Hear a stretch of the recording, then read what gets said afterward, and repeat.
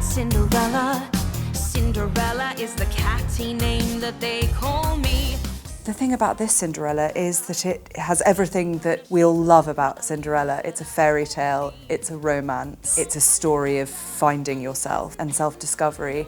We start with a town called Belleville, which is the most fairy tale town that ever existed, that is so fairy tale that it sort of makes you feel a bit queasy.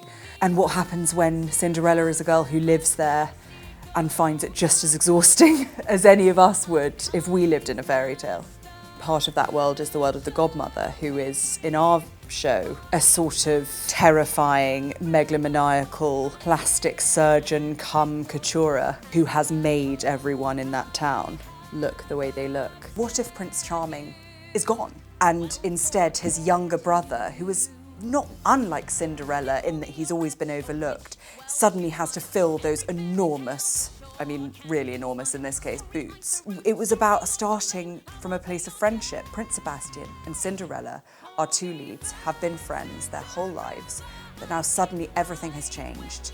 Well, I think the fun of this Cinderella is that it has all of the pleasures and joys of the fairy tale. Really, it was about finding a way of having that fairy tale village with the most beautiful people in the world, having the ball, having the strike at midnight, the transformation, the godmother, the shoe, these iconic moments, but with a little bit of a twist. It's true to the original fairy tale, but it's got real humour and real warmth and an edge.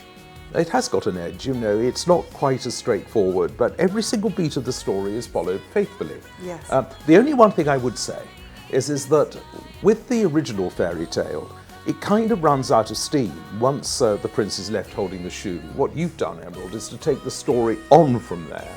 So there is a bit more to this Cinderella than there is in the fairy tale.